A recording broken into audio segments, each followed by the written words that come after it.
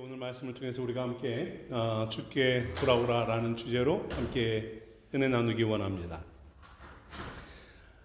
초대교회 제자들의 복음 사역에는 한 가지 기본적인 모델이 하나 있었습니다. 모든 제자들, 모든 사도들이 그와 같은 모델을 따르고 있었지요. 마태는 그 모델을 그것은 바로 예수님인데, 마태는 예수님의 공생의 사역을 이렇게 이야기합니다. 온 갈릴리에 두루다니사 그들이 회당에서 가르치시며 천국 복음을 전하여 백성 중에 모든 병과 모든 약한 것을 고치시니 말씀하죠. 이제 제자들도 예수님처럼 유대 곳곳을 다닙니다. 말씀을 전하고 또 성령의 능력으로 복음 전도 사역을 아주 성실하게 정말로 열심히 잘 감당합니다. 이렇게 담대하게 전도자의 삶을 살 수 있었던 것은 또 주님의 예언적 이 말씀을 붙잡았기 때문이기도 합니다. 예수님께서 십자가에 지시기 전에 제자들에게 한 가지 약속을 주시죠. 뭐라고 하십니까? 내가 진실로 진실로 너에게 이르노니 나를 믿는 자는 내가 하는 일도 그도 할 것이요 또한 그보다 큰 일을 하리니 이는 내가 아버지께 감이다 말씀하죠. 제자들은 주님께서 약속하신 이 성령의 능력으로 교회를 세웁니다. 그리고 하나님의 대변자, 예수님의 대변자라는 확증을 받습니다. 정말 놀라운 기적적인 증인의 사역을 그들은 감당해 나가는 것을 우리는 사도행전을 통해서 볼 수 있습니다. 모든 인생들이 제자들을 통해서 예수 그리스도를 믿게 되고요, 구원의 은혜를 입습니다. 한낱 어부였고 무기력한 인생들이었지만 성령의 능력을 입었을 때 그들은 초자연적인 능력을 행하며 예수 복음을 전하는 이러한 능력의 사역을 감당했던 것이죠. 제자들이 예수님의 사역을 사역 모델로 삼은 것처럼 교회를 담임하는 목사들도, 저도 나름대로 목회 철학을 가지고 목회 현장 속에서 다양한 교회 모델들을 만들어 가려고 애를 씁니다.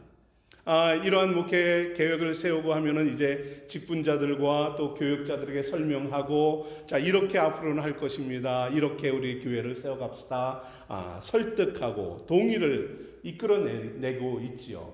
아마도 공동의회 때 그렇게 했고, 지난 한 달 동안 여러 차례 이러한 말씀들도 간단하게 드렸습니다. 어떻습니까? 여러분들은 저의 이 사역에 동의하시나요? 모르겠습니다. 얼마나 동의하시는지. 여러분 동의하시고 좀 안 맞으면 조금 좋은 길, 이게 좀 좋지 않겠냐, 이렇게 또 조언해 주셔도 좋습니다. 제가 참고해서 더 좋은 길을 한번 만들어 보도록 함께 나아가면 좋겠습니다. 이렇게 성도들의 참여를 이끌기 위해서 또 권면하고 기도하고 함께 교회를 세워 나가는 것이 이 목회자들의, 사역자의 일이지요. 올해 목회 방침은 여러분 아는 대로 말씀과 기도로 세워지자입니다. 어느덧 첫 달이 지나갑니다. 어떤가요? 말씀과 기도로 잘 세워지고 있습니까? 여러분 마음과 삶이 말씀과 기도로 새롭게 다짐하고, 그래 올해는 한번 말씀과 기도로 한번 나아가보자, 이러한 결단들이 여러분 안에 있는지 모르겠어요.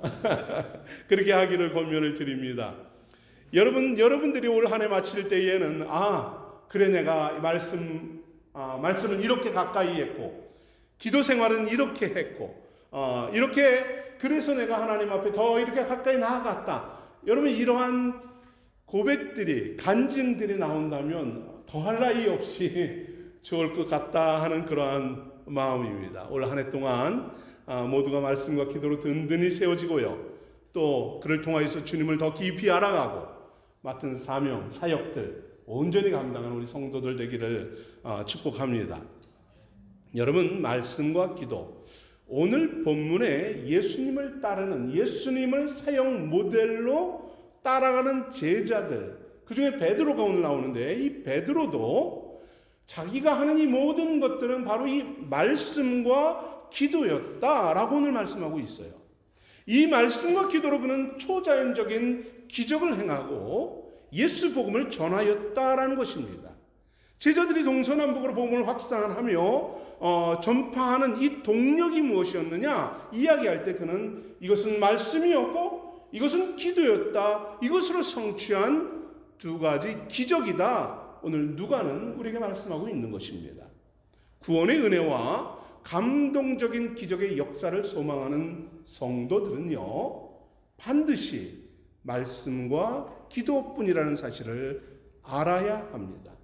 이 외의 것들은 글쎄요, 미안합니다만 있으면 좋고 없어도 무방한 것이라는 사실이에요. 성경에는 다양한 기적 사건들을 여러분 소개합니다. 그렇다고 성경이 기적과 이적을 핵심 가치로 여기는 것은 아닙니다. 일반적이지 않고 매우 예외적으로 어떤 특별한 섭리와 상황에서 이 기적들이 일어나요. 특별히 하나님께서 기적을 행하는 사건들을 보면 대부분 영혼을 구원하기 위해서 그들을 믿음으로 이끌어가는 과정 속에서 그 기적들을 행하는 것을 보게 돼요. 여러분, 성경에서 발생하는 기적들은 시기적으로 보면, 성경 역사를 시기적으로 보면 크게 세 가지로 구분할 수 있습니다. 첫째로는 대표적으로 모세 시대의 기적 사건들이 있죠.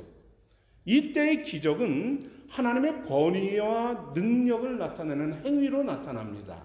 그리고 하나님께서 뽑아서 세운 이 모세가 하나님의 종이다, 이 사실을 증명하기 위해서 그때 수많은 기적들을 행하신 것입니다.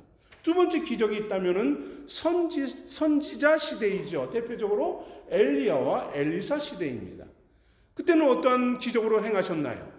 범죄한 이스라엘 백성들에게 그들을 깨워서 그러면 심판이다, 그렇지 않으면 회개하면 구원이다, 이 두 가지를 전하기 위해서 이 분명한 심판과 구원의 메시지를 주기 위해서 계속해서 기적들을 일으키신 것이에요.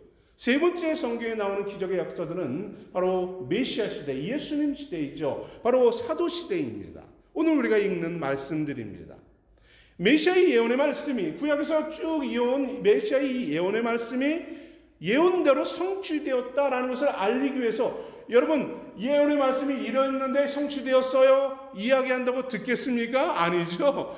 기적으로 그것이 증명되어지는 것이죠. 하나님은 역사로, 이 기적의 역사로 예언의 역사가 이렇게 모든 예언이 성취되었다라고 말씀하시는 거예요.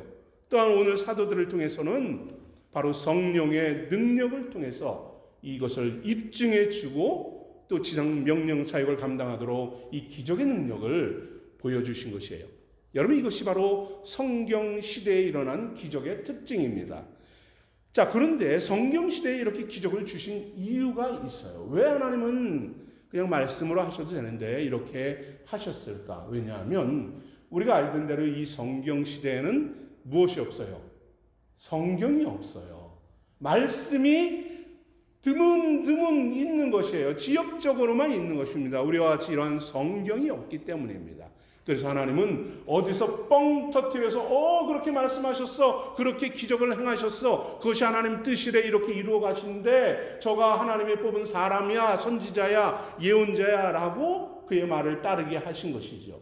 그런데 현대 시대에는, 그리고 성령 시대, 교회 시대인 지금은 이때와는 다릅니다. 비록 그때에는 하나님이 그러한 기적을 통해서 이가 하나님의 대변자고 선지자고 내가 보낸 사람이야, 그 뜻과 기적을 말씀하시지만 지금은 그때와는 좀 다르죠. 교회 시대는 어떻게 하나님이 역사하십니까?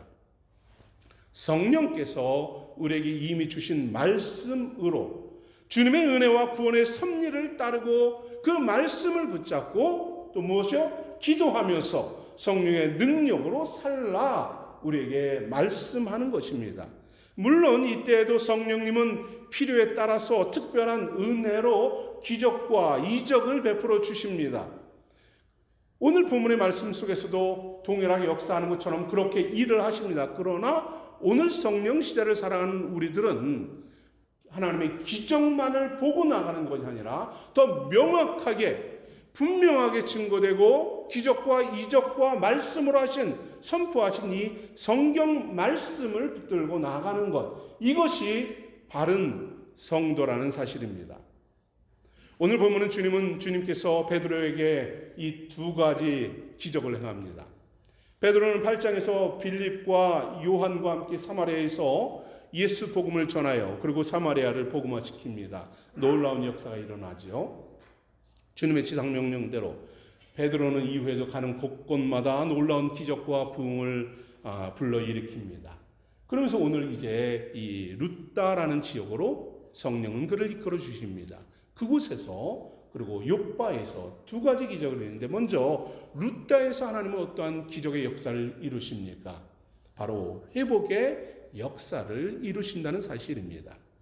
룻다에 애니아라 하는 사람이 하나 있어요. 8년 동안 중풍의 병에 앓아서 침상에 누워있는 사람입니다. 오랜 시간 동안 치료받지 못하여서 그도 역시 가지고 있는 모든 것을 치료 회복을 위해서 썼겠지요. 질병의 고통을 겪습니다. 우리가 성경에서 잘 알는 이 중풍병자 하면 누가 떠오릅니까? 예수님이 말씀을 전할 때 친구들에게 들림받아서 왔던 지붕을 뚫고 내려온 이 중풍병자, 이걸 보기 떠오르게 되지요. 중풍병자, 그는 누군가의 도움을 받아야만 살아갈 수 있는 사람들을 말합니다. 중풍병자, 타인의 도움이 아니고는 절대 음식을 먹을 수도 없고 옷도 갈아입을 수도 없고 움직일 수도 없고 침대에 누워서 일생을 살아가죠. 누군가의 도움만을 기대하고 살아가는 존재들입니다. 이 애니아라라는 사람도 그러한 불행한 삶을 살아가는 참 불쌍한 사람이에요. 치료받을 길도 없고 이제 모든 것을 체념한 채 죽음만을 기다리고 있는 사람이겠지요. 이때 하나님은 룻다로 베드로를 보내시면서 애나니아를 만나게 하십니다. 인간의 힘으로 고칠 수 없는 환자를 하나님께서 만나게 하십니다. 베드로가 그를 미리 알고 있었다라고 할 수도 있겠지만 그보다는 하나님께서 베드로에게 룻다를 향한 하나님의 마음을 품게 하시고 그를 방문하여 기적을 행하게 하시지요. 베드로는 여러 말을 하지 않습니다. 저처럼 30분이 넘게 설교하지도 않아요. 죄송합니다. 딱 3마디면 되는데 저는 이 능력이 부족해서 30분을 넘게 설교를 해야 된다는 게 참 안타깝습니다. 베드로는 딱 3마디만 합니다. 3마디도 길은 게 아니에요. 뭐라고 말합니까? 첫째로는 예수 그리스도께서 너를 낫게 하신다라고 합니다. 그를 만나기 전에 주님께서 베드로에게 주신 마음은 가서 저를 고쳐라, 이 마음 감동을 주신 거죠. 룻다에 가면 누구누구가 있는데 누구누가 너를 이끌어 갈 텐데 그러지 않았겠습니까? 그를 고쳐주어라, 아니면 네가 만날 자를 치유해라 라는 감동을 주십니다. 베드로는 자신의 힘으로 능력을 행하지 않았다라는 사실입니다. 오직 그리스도께서 역사하심을 선포할 뿐이에요. 병자에게 누구를 바라보게 합니까? 예수를 바라보게 합니다. 병자에게 주님의 도움을 구하게 하는 것이죠. 예수님을 소개한 베드로는 그에게 완벽한 치유를, 메시지를 전합니다. 그 다음에 무엇을 말합니까? 일어나라 합니다. 심플하죠? 그 다음은 내 자리를 좀 정리해. 너무 지저분하지 않냐? 이 말이에요.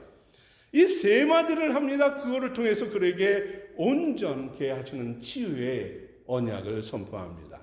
주님의 말씀을 믿고 주님이 주신 권한대로 위임받은 이 베드로는 선언합니다. 주님이 널 고쳐주신다. 일어나라. 정리하라. 중풍병자는 이 메시지를 듣고 즉시 반응합니다. 이 상황을 보고 있는 의사 누가는 이렇게 기적적인 치유 사건에 대해서 남다른 관심을 갖게 돼요. 아마도 의사 누가가 이 사건을, 많은 일이 있었는데 이 사건을 여기에 둔 이유가 있겠죠. 어찌 이런 일이, 이걸 통해서 하나님이 하시는 일이 무엇인가 라는 것이에요. 어떠한 의료도구도 사용하지 않았어요. 어떠한 약물을 사용하지도 않습니다. 절망적인 사람을 치유하고 회복시키는 것이 무엇인가에 초점을 맞춥니다. 그것은 무엇입니까? 바로 예수 그리스도의 이름이다. 예수님의 마음이다. 너를 향한 예수님의 마음이 너를 고치는 것이고 일어나는 것이고 삶을 정리하고 주님께 나오는 것이다 이것을 그에게 심어주는 것이지요. 누가는 병에서 고침받은 그 사람뿐만 아니라 주변의 많은 사람들의 반응 또한 여기서 기록합니다. 에나니의 치유 그 한 사람으로 끝난 것이 아니라 주변의 사람들이 다 그를 보고 주께로 돌아왔다라고 말을 합니다. 여러분, 오늘 말씀의 핵심은 무엇입니까? 모든 사람들이 주께로 돌아왔다라는 사실입니다. 그 환자만 주님께 돌아온 것이 아니라 그 놀라운 기적적인 사건을 통해서 그 마을에 루다라는 그 마을에 있는 모든 사람들이 주님께 돌아오는 회복이 있었다, 치유가 있었다라는 사실입니다. 여러분, 왜 우리가 주님께로 돌아가야 합니까? 왜 우리가 주님을 붙잡아야 합니까? 왜 우리가 주의 말씀을 묵상하고 기도하며 나아가야 합니까? 그 속에 기적이 있고 그 속에 치유가 있고 그 속에 성령의 능력이 있기 때문입니다. 거기에는 인간의 어떠한 노력과 높임과 행복도 없습니다. 여러분, 미안한 말입니다만 기적과 치유 능력은 하나님의 역사는 솔직히 말해서 미안합니다. 이렇게 말하면 조금 실망스러울 수도 있는데 사람의 높임과 행복을 위한 것은 절대 아닙니다. 동의하시지 않을 수도 있어요. 그러나 제가 일생을 신앙생활하면서 믿는 바는 하나님이 일하시는 이 모든 역사는 나의 행복과 기쁨을 위한 것은 아니다라는 사실을 저는 깨닫습니다. 물론 우리가 고침을 받고 인생의 치유를 받고 회복을 얻음을 통해서 우리는 그 순간 행복을 느끼고 은혜를 얻고 기쁨을 누립니다. 그런데 대부분의 인생들은 어떤가요? 거기에 만족하고 끝이에요. 거기에 나 은혜 받았어, 행복해, 좋아, 기뻐, 감사해 하고 끝이에요. 그런데 여러분, 저는 이것은 반쪽짜리 은혜다라고 생각을 합니다. 그것은 진정 주님이 우리에게 주시고자 하는 은혜를 받은 사람은 아니다라고 생각을 해요. 왜 그렇습니까? 그런 은혜를 받고 대부분 사람들은 무엇을 합니까? 다시 아픔을 느껴요. 다시 고통을 느낍니다. 다시 절망합니다. 다시 낙심합니다. 일어났다가 주저앉았다가 이건 매일 평생을 그냥 오르고 내리고 하를 반복을 합니다. 나중에는 그런가 보다, 또 올랐으니 또 떨어지겠지, 당연하게 받아들이고 그 신앙조차도 거기에 그 상태에 머물러 있는 것을 보게 돼요. 여러분, 성도는 말씀으로 은혜를 얻고 치유를 받았다면 무엇을 해야 됩니까? 정리해야죠. 일어나서 정리해야 되는 것이에요. 치유받은 것으로 끝난 게 아니라 일어나라, 정리해, 이제 좀 정리해, 네 자리를 좀 정리해, 깨끗하게 다시 그 자리에 앉지 마라고 하신 겁니다. 그런데 치유받았는데 주님께 돌아가야 하는데, 주님께 붙어 있어야 하는데 여전히 그 자리에 방석에 주저앉고 여기가 좋사오니 하고 있는 것이에요. 이것이 어찌 은혜 받은 자의 삶이라고 말할 수 있겠습니까? 성도는 말씀을 은혜 얻고 치유를 얻었다면 주님께 철썩 붙어 있어야죠. 우리 집사님 빵집 이름이 뭐죠? 바인 베이커리입니다. 그죠?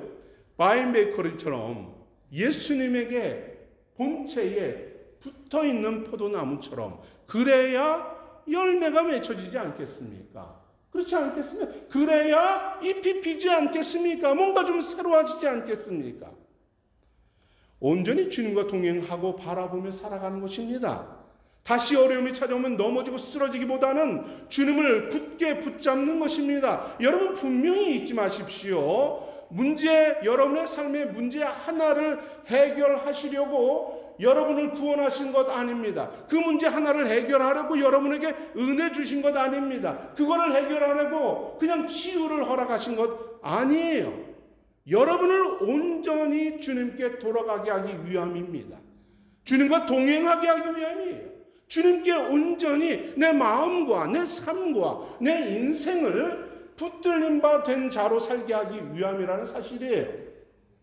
오늘 또한 우리는 이 치유의 능력을 통해서 베드로의 그 모습을 보게 됩니다. 간혹 영적인 능력과 은사를 행한 이들 가운데 이러한 자신의 이름이 드러나고 높임받고 하는 이러한 경우가 있죠. 절대 이것은 100% 잘못된 것입니다. 여러분, 제자가 베드로가 중풍병자를 찾아간 것, 그때 찾아가면서 무슨 생각을 했겠습니까? 그래, 오늘 주님이 나한테 누굴 치료하라고 하면 그래, 저 한번 가볼까? 내가 한번 치유해 볼까? 이런 심산으로 그 환자를 찾아갔겠습니까? 아니죠. 어림없는 소리입니다. 무리는 베드로를, 그 치유 사건을 후에 무리들은 베드로를 쳐다보지 않습니다. 마지막 절 말씀을 보면 요바에 가서 고치고 나서 다비다가 베드로를 섬겼다 이런 말이 없어요. 그냥 토기장의 집에 가서 그냥 거기서 먹고 살고 버티고 있어요. 베드로라는 이름은 아무데도 드러나지 않습니다. 오로지 주님께서 그 애니야를 찾아가도록 하셨고 택하셨고 긍휼히 여기는 주님의 마음을 가지고 나아갔던 것뿐입니다. 성도는 여러분, 모든 감정과 생각, 행동, 결정은 바로 주님의 마음에 따라 움직여야 한다는 것이에요. 예수님만이 나타나고 예수님만이 영광을 받아야 한다는 것입니다. 주님이 여러분에게 주시는 마음은 무엇인가요? 여러분이 무엇을 행할 때, 섬기고 봉사할 때, 저도 역시 마찬가지고요. 우리가 사역을 할 때, 기도할 때 주님이 우리에게 주시는 마음은 무엇인가요? 간혹 이런 경우도 있어요. 사람들은 타고난 성품의 소유자들이 있어요. 어떤 분들은 정말 타고난 성품이 온유하고 선하고 신실하고 착하고 이런 분들이 있어요. 그런 분들을 보면 아주 저는 부러워 죽습니다.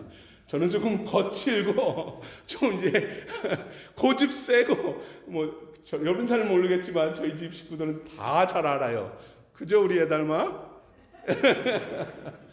저는 아주 내놓으라 하면 서러울 정도로 그렇습니다. 선하고 착하든 고집스럽고 또는 뭐라고 할까요? 이렇든 사람들은 타고난 성품이 있습니다. 그런데 선하다고 해서 그가 예수님의 마음을 가졌다? 아닙니다.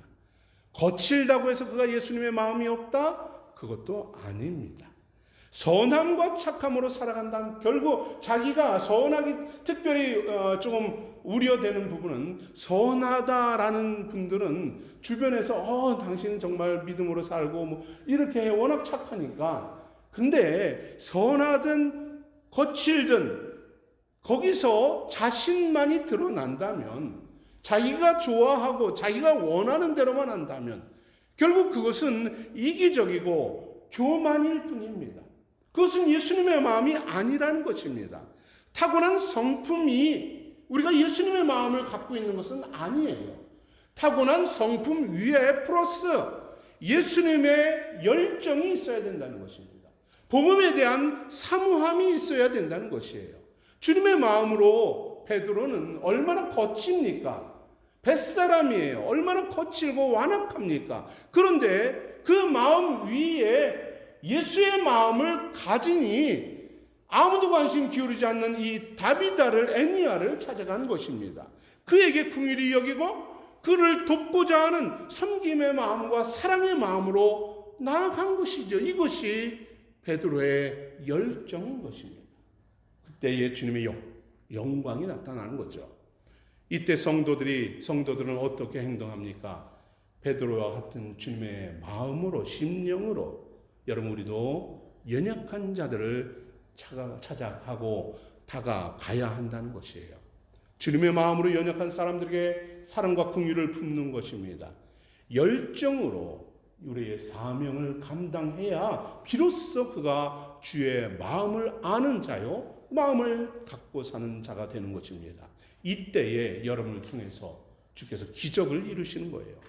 여러분을 감동과 은혜의 현장으로 살게 하십니다. 그때에 비로소 주님은 여러분을 돌이키는 도구로 사용하는 것입니다. 나의 삶의 자세와 말과 행동, 이 모든 것들이 주님께서 이루시는 그 기적의 도구가 되는 것입니다. 저는 오늘 이 말씀을 묵상하면서 한 가지를 더 이 중풍병자를 통해서 생각하게 됐습니다. 중풍병자를 통해서 타락한 인생의 상태가 얼마나 절망적인 것인가를 묵상하게 되었습니다. 왜 주님께 돌아가야만 하는가입니다.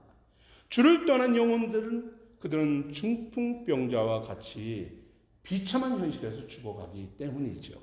주님 없는 인생들 파멸로 달려갈 뿐입니다.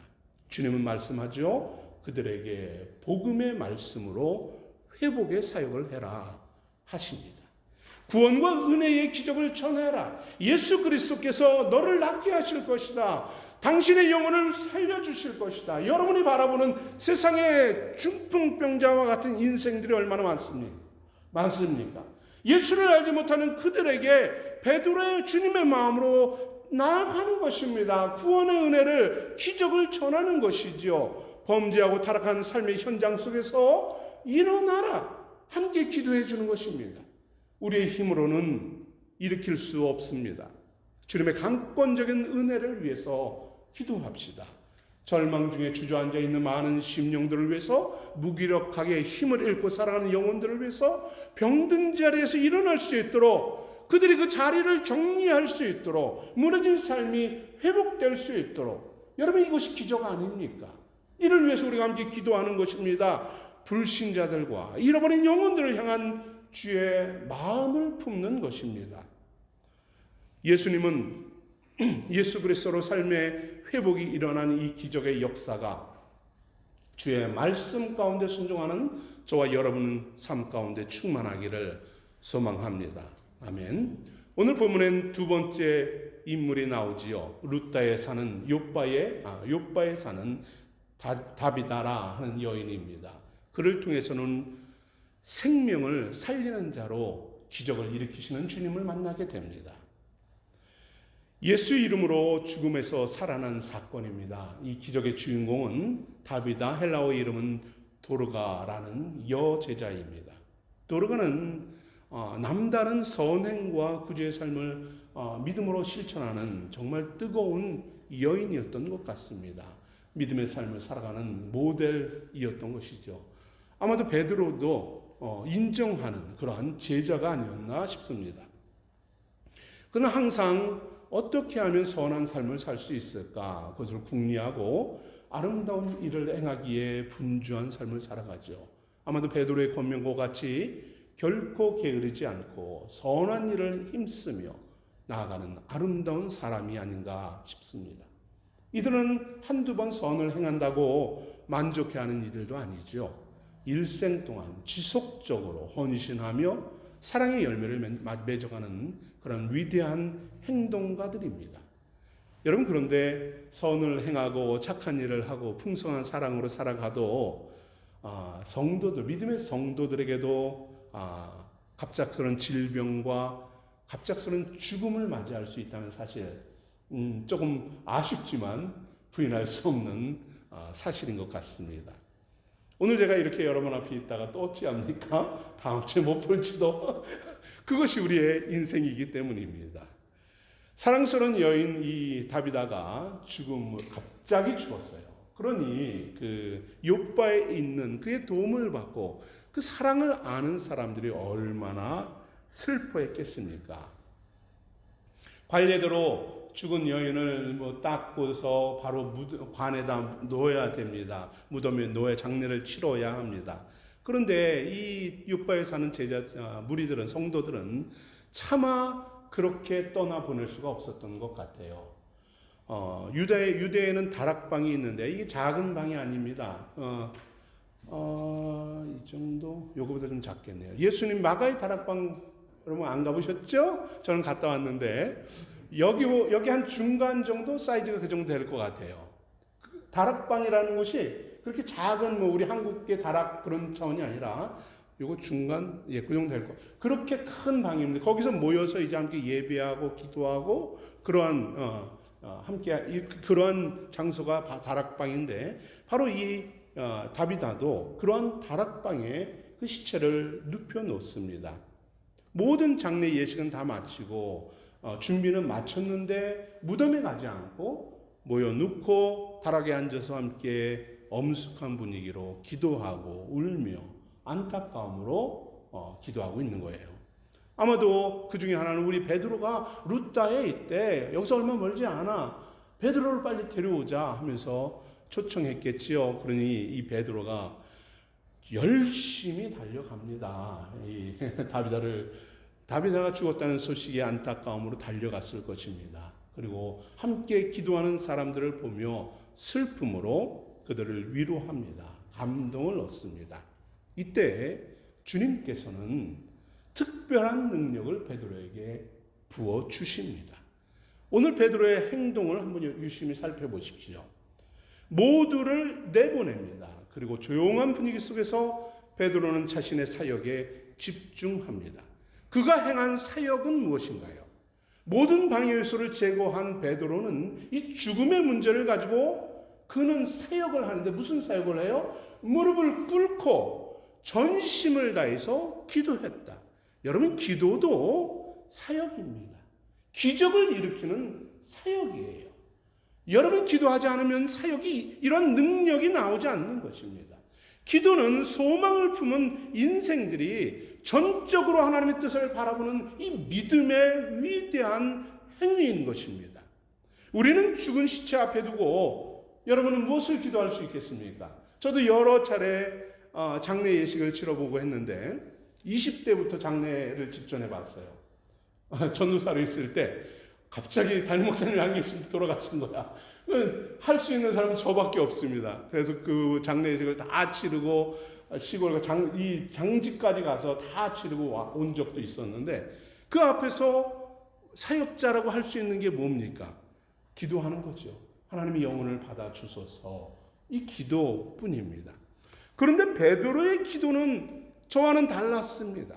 아브라함과 같이 기도했어요. 바랄 수 없는 중에 바라고 믿음으로 기도합니다. 그 상황이, 모든 사람들의 믿음이, 이 다비다는 다시 살아야 합니다. 이 다비다를 살려주셔야만 합니다. 이것이 그들의 믿음이었기에 베드로도 하나님 살리소서 기도를 하는 것입니다.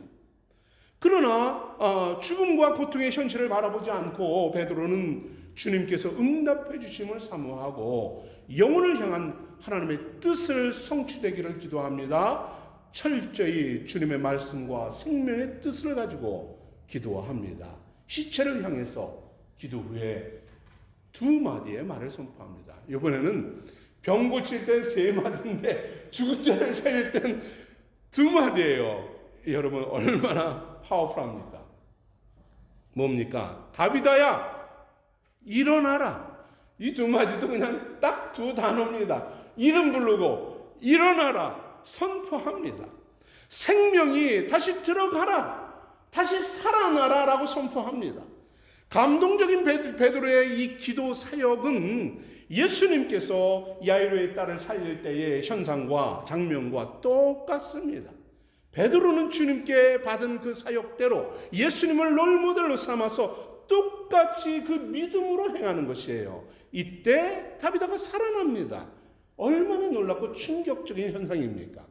그의 능력의 선포와 함께 죽은 육체가 생기를 얻습니다. 감겨졌던 눈이 띄어지고요. 모든 병에서 치유함을 입습니다. 죽음에서 살아나는 이 다비다는 눈을 뜨고 베드로를 봅니다.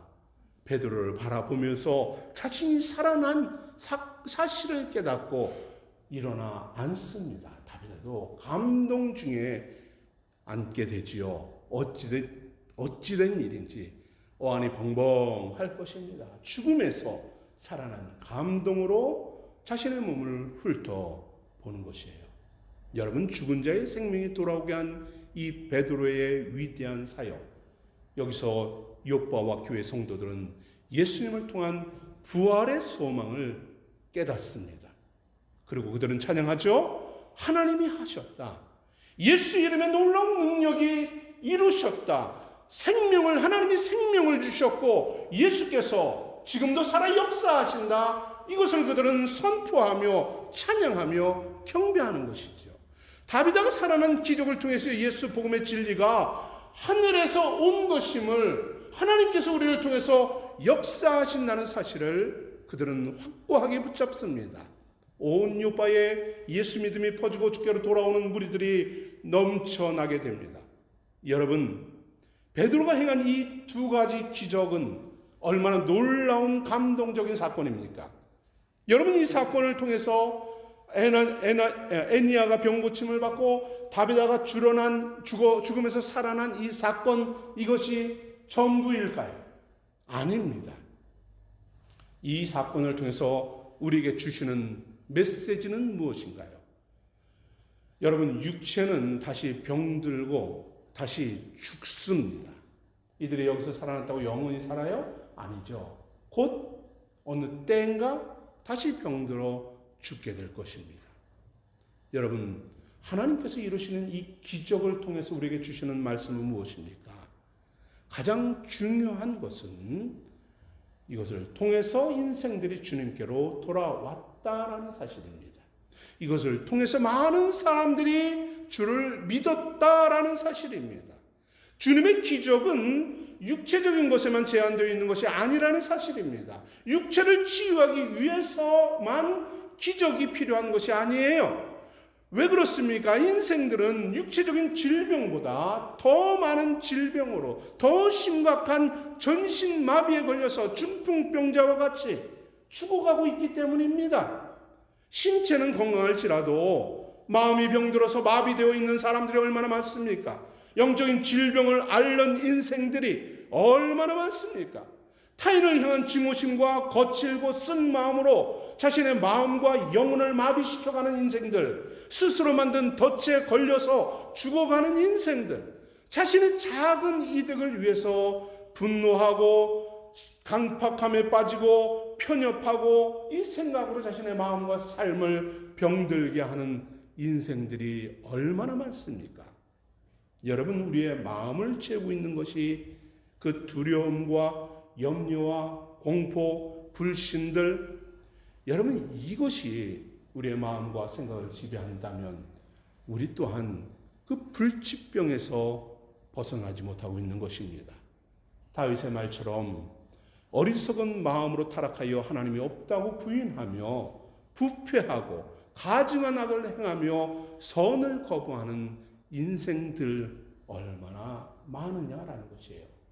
건강한 사람이 어느 날 갑자기 상심한 마음에 불안감에 마음을 빼앗기고 일어서 정신적으로 심리적으로 고통에 빠지는, 죽음에 빠지는 이러한 모습들, 결국 마음과 정신의 병이 심해지고 가중되어서 하나님 없는 삶을 살아가고 영적인 죽음을 경험하게 되는 인생들, 여러분, 이런 인생들, 이들에게 바로 오늘 이 기적 사건을 주시는 것입니다. 사단은 우리 마음에 불신을 채웁니다. 사단은 우리에게 성령을 속이게 합니다. 사단은 우리 신앙의 기쁨과 소망도, 받은 은혜도, 지금까지 있었던 그 모든 기적들도 한순간에 무너뜨리고 추풍낙엽처럼 떨어뜨리게 하고 다시 우리를 절망케 합니다. 흔적 없이 사라지게 합니다. 이때에 우리가 붙잡아야 되는 것은 무엇입니까? 예수 복음입니다.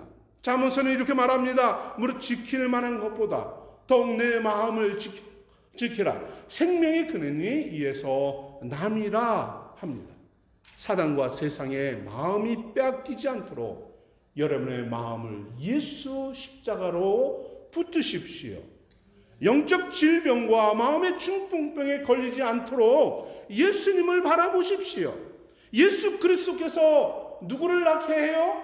나를 낳게 하신다는 이 말씀을 믿는 것입니다. 아멘. 말씀과 같이 말씀으로 나의 마음과 영혼의 중풍병을, 마비됨을 치유하소서 기도하는 것입니다. 베드로와 같이 무릎을 꿇고 기도하는 것이죠. 죽은 자가 생명을 얻는 것과 같이 여러분, 간절함으로 힘써서 기도하는 것입니다. 우리의 영혼이 죽어가지 않도록, 회복되도록, 경건함으로 주 앞에 나아갈 수 있도록, 주를 경배하는 자로 온전히 살 수 있도록 여러분 기도하는 것이에요. 여러분의 육체와 정신, 영혼을 살리는 길이 무엇인가요? 세상의 말과 행동들, 이 가치관들, 여러분 주님의 말씀과 기도가 아니면 그 모든 것들은 결국 우리의 영혼과 정신을 병들게 합니다. 아무리 좋은 말이라 할지라도 그것이 예수 복음이 아니라면, 오늘 제가 선포한 이 말씀 속에 예수 복음과 잘못된 것이 있다면 이것은 쓰레기입니다. 그러나 예수 복음을 위함이라면 그 속에 하나를 잡으십시오. 예수를 붙잡는 것입니다. 그것에 다른 것에 마음을 빼앗기지 않은 것이라 하나님의 말씀과 기도를 붙잡고 여러분의 영과魂과 육신이 살아날 수 있도록 말씀과 기도를 붙잡으시기 바랍니다. 오직 주의 말씀과 기도로 살아날 때에 여러분, 그때 비로소 기적들을 경험하게 되는 것입니다. 그때 비로소 생각하지 못했던, 상상할 수 없는 놀라운 영적 회복이 일어나고요, 생명이 살아나는, 소생하는 은혜가 부어지는 것입니다. 주님은 여러분뿐만 아니라 말씀과 기도로 살아가는 여러분을 통해서 죽어가는 영혼들을 바라보게 하십니다. 세상에 병들고 중풍병에 걸리고 마비되고 절망 속에 살아가는 그 영혼들을 주의 마음으로 나아가라 하시는 것이죠. 사랑하는 성도 여러분, 우리는 얼마나 많은 사람들에게 사람들을 주님께로 돌아오도록 했나요? 나의 믿음과 신실함을 통해서 얼마나 그들에게 많은 감동을 주었고, 그들의 영원한 생명을 그들이 얻도록 소망하도록 그들을 주께로 인도하였나요? 여러분, 주님께서 우리에게 생명 주시고 기적 주시고 은혜 주심은 다비다만 잘 살라고, 오래 살라고, 영원히 살라고 준 것 아니지요. 누가가 관심을 가진 부분은 저들이 주님께로 돌아왔다라는 사실이에요. 여러분을 우리 구원하고 여러분에게 은혜 주시고 여러분을 기적의 주인공으로 삼는 것은 여러분을 통해서 많은 사람들이 주께로 돌아오게 하기 위함입니다. 그들이 예수를 만나게 하기 위함입니다. 말씀과 기도로 순종하여 저와 여러분이 먼저 기적의 주인공이 됩시다. 감동의 신앙으로, 믿음의 삶으로 나아갑시다. 우리의 건강하지 못하고 온전하지 못한 이런 죽어가는 영혼들을 회복되어서 말씀과 기도로 붙잡읍시다. 그리고 불신앙적이고 탐욕적이고 정욕적인 이 세상 속에 나아가서 그들 또한 주께로 돌아오도록 이끄는 성도가 되어야 하는 것입니다. 여러분, 우리는 병든 자가 아닙니다. 병을 치유하는 기적의 주인공이 되어야 합니다. 아멘. 죽은 자들이 아닙니다. 산 자로 살아야 하지 않겠습니까? 또한 살리는 자로 살아라 라는 것입니다. 주를 알지 못하는 인생들이 주께로 다시 돌아올 수 있도록 기적의 역사를 써내려가는 도구로 온전히 쓰임받는 저와 우리 생수의 성도들 되기를 축복합니다. 아멘. 우리 함께 한 목소리로 기도하죠.